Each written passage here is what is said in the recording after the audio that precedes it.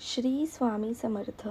स्वामी म्हणतात, आनंदी राहायचं असेल तर सगळं कळूनही न कळल्यासारखं वागायची कला आत्मसात करावी लागेल.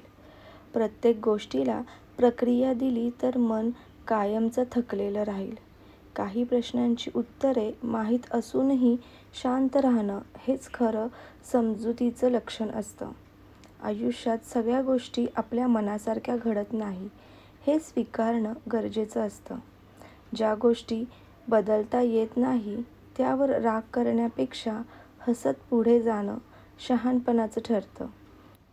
कारण राग आपल्यालाच जाळतो आणि समोरच्याला काही फरक पडत नाही. प्रत्येक वेळी स्वतःला सिद्ध करत बसलो तर आपले अस्तित्व ओझं बनतं.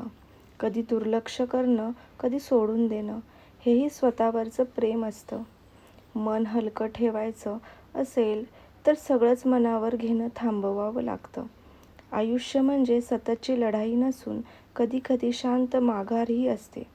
हसत पुढे जाणं म्हणजे पळकटपणा नसतो, तर स्वतःची किंमत ओळखणे असते. शेवटी आनंद हा परिस्थिती नसून ती स्वीकारलेली आपली वृत्ती असते. तर मित्रांनो, नेहमी आनंदी राहा, सकारात्मक विचार करा, स्वामींच्या नामस्मरणामध्ये राहा.